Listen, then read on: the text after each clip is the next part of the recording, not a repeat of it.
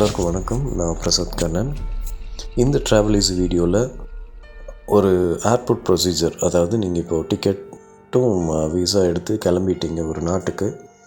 So international departure எப்படி இருக்கும் அப்படிங்கிறத நான் இப்போ சொல்லிடுறேன். நீங்கள் ஏர்போர்ட்டுக்கு போகிறீங்க, அங்கேருந்து போர்ட் ஆகிற வரைக்கும், ஃப்ளைட்டில் போர்ட் ஆகிற வரைக்கும் என்னெல்லாம் ப்ரொசீஜர்ஸ் இருக்கும் அப்படின்ட்டு ஒரு எக்ஸாம்பிளோடு சொல்லிடுறேன். ஸோ நான் அதிகமாக கோயம்புத்தூர் திருச்சி ஏர்போர்ட்லேருந்து நிறைய ட்ராவல் பண்ணியிருக்கேன். ஸோ நான் அதனால் உங்களுக்கு திருச்சி ஏர்போர்ட்டை பேஸ் பண்ணி நான் உங்களுக்கு சொல்கிறேன். ஸோ இதே தான் எல்லா ஏர்போர்ட்ஸ்லேயும் ப்ரொசீஜர்ஸ் எல்லாம் ஒன்றா தான் இருக்கும். ஸோ நீங்கள் பார்க்குற இடம் வேறு கொஞ்சம் டிஃப்ரெண்ட்டாக இருக்கலாம், பட் ப்ரொசீஜர்ஸ் எல்லாம் ஒன்று தான். ஸோ இது முதல்ல நீங்கள் இப்போ ஏர்போர்ட் போய் ரீச் ஆனதுக்கப்புறம் நீங்கள் ஃபஸ்ட்டு கேட்டுக்கு, ஃப்ரண்ட் கேட்டுக்கு போவீங்க. அங்கே செக்யூரிட்டி உங்களுக்கு செக் பண்ணுவாங்க. பாஸ்போர்ட், விசா, அந்த ஃப்ளைட் டிக்கெட்டை செக் பண்ணுவாங்க.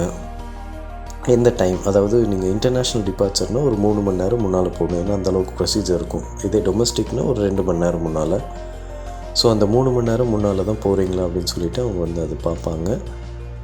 பார்த்துட்டு உங்களை உள்ளே அலோவ் பண்ணுவாங்க. நீங்கள் ஒன்ஸ் உள்ளே போனோன்னா ரெஃப்ரெஷ் ஆகணுன்னா அந்த ஏரியா இருக்கும். ஸோ நீங்கள் ரெஃப்ரெஷ் ஆகிக்கலாம். ஏதாவது லாங்காக நீங்கள் ட்ராவல் பண்ணி வந்திருக்கீங்க அப்படின்னா அந்த இடத்துல உங்கள் பேக் எல்லாம் வச்சுட்டு, உங்கள் லக்கேஜ் எல்லாம் வச்சுட்டு நீங்கள் போய் ரெஃப்ரெஷ் ஆகிக்கலாம். ஸோ நீங்கள் ரெஃப்ரெஷ் ஆனதுக்கப்புறம் அடுத்தது உங்கள் பேக்கேஜ் எல்லாமே செக்யூரிட்டி செக் போகும். ஸோ ஸ்கேன் பண்ணுவாங்க. ஸோ ஹேண்ட் லக்கேஜில் என்ன பொருளெல்லாம் வைக்கலாம், அண்டு இந்த நீங்கள் பேக்கேஜ் போடுறீங்க இல்லையா, எக்ஸ்ட்ரா பேக்கேஜ், அதில் என்ன பொருளெல்லாம் வைக்கணும் வைக்கக்கூடாது அப்படிங்கிறத அவங்க ஸ்கேன் பண்ணுவாங்க. இன்கேஸ் அதில் உங்களுக்கு வைக்கக்கூடாத பொருள் இருந்தால் எடுக்க சொல்லிடுவாங்க. ஸோ இது இந்த ப்ராசஸ் எவ்வளோதாங்க. அதே மாதிரி நீங்கள் அடுத்தது இது முடித்ததுக்கப்புறம் அடுத்தது செக்இன் போவீங்க. செக்இன் கவுண்டர்ஸ் இருக்கும். அந்த கவுண்டர்ஸ்க்கு முன்னாலேயே நீங்கள் பார்த்துருப்பீங்க. உள்ளே வரப்பவே எந்த கவுண்டர்ஸ் போகணும், உங்கள் ஃப்ளைட் நம்பர், உங்கள் ஃப்ளைட் டீட்டெயில்ஸ் போட்டிருக்கோம், இந்த டைமு, எந்த கவுண்டர் போகணுன்னு சொல்லி போட்டிருக்கோம். அந்த கவுண்டருக்கு நீங்கள் போவீங்க.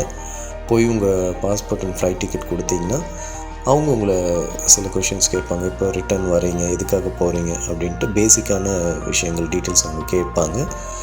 அதுக்கப்புறம் உங்களுக்கு போர்டிங் பாஸ் கொடுக்குறதுக்கு முன்னால் உங்கள் பேக்கேஜ் வெயிட் அவங்க போடுவாங்க.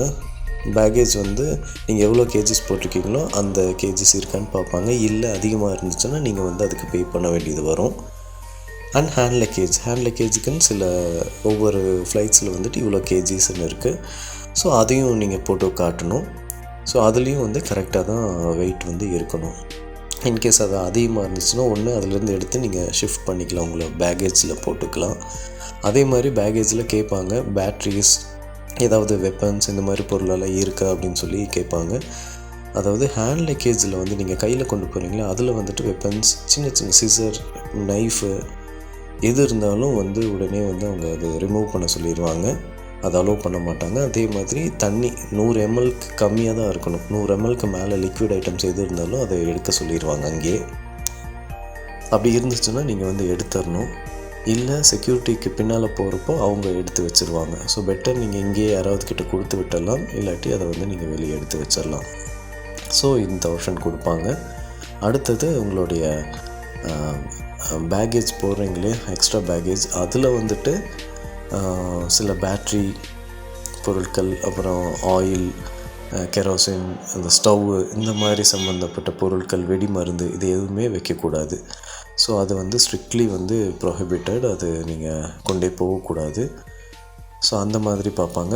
நீங்கள் இந்த சார்ஜஸ் எல்லாம் இருந்துச்சுன்னா, அதாவது உங்களுடைய பவர் பேங்க் அந்த மாதிரி இருந்துச்சுன்னா நீங்கள் கையிலே வச்சுக்கலாம், ஹேண்ட் லக்கேஜ்லேயே வச்சுக்கலாம். அது பேக்கேஜில் அலோவ் பண்ண மாட்டாங்க, பேட்ரி அந்த சம்மந்தப்பட்ட விஷயங்களில். ஸோ இது ப்ரொசீஜர்.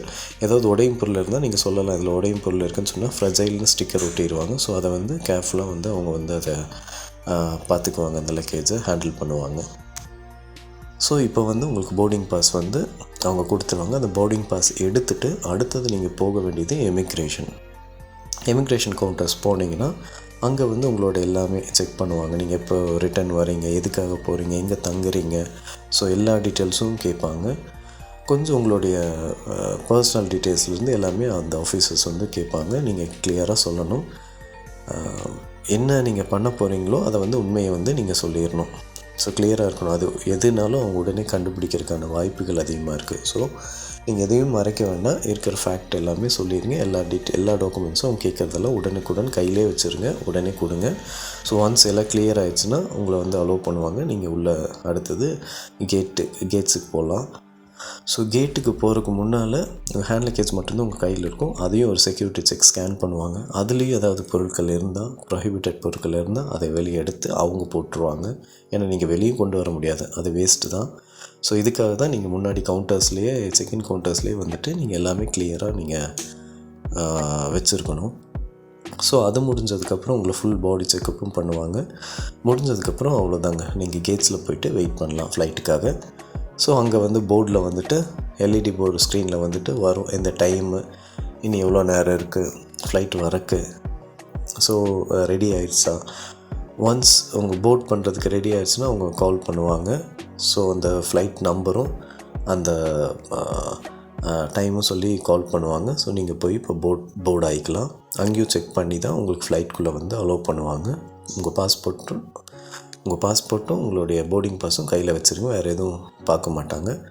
அதை மட்டும் பார்த்துட்டு உங்கள் சீட் நம்பர் வந்து அவங்க அலோகேட் பண்ணியிருப்பாங்க, அதில் போய் உட்கார சொல்லுவாங்க. நீங்கள் உள்ளே போய் போர்டு ஆகிக்கலாம். ஸோ இவ்வளோ தாங்க, இதுதான் ப்ரொசீஜர்ஸ். இதில் வந்துட்டு நீங்கள் ஸ்டார்டிங் ஃப்ரண்ட் டோர்லேருந்து வர வரைக்கும் ரொம்ப கிளியராக இருங்க. ஸோ இது மட்டும்தான் ப்ரொசீஜர்ஸாக இருக்கும். சில கண்ட்ரீஸ்க்கு சில வேறுபாடு வரலாம், பட் மேக்ஸிமம் இந்த ப்ரொசீஜர்ஸ் தான் எல்லா ஏர்போர்ட்ஸ்லேயும் ஃபாலோ பண்ணுறாங்க.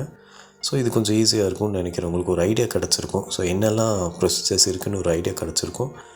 அடுத்தது உங்களுக்கு ஃப்ளைட்குள்ளே என்னெல்லாம் ஃப்யூச்சர்ஸ் இருக்கும், நீங்கள் ஃப்ளைட்குள்ளே போய் உட்காந்து அந்த நாட்டிலேருந்து அடுத்த நாட்டுக்கு போகிறதுக்குள்ளே என்னெல்லாம் நடக்கும், உள்ளே என்னெல்லாம் கிடைக்கும், எப்படியெல்லாம் இருக்கும் அப்படிங்கிறத அடுத்த வீடியோவில் நான் சொல்கிறேன்.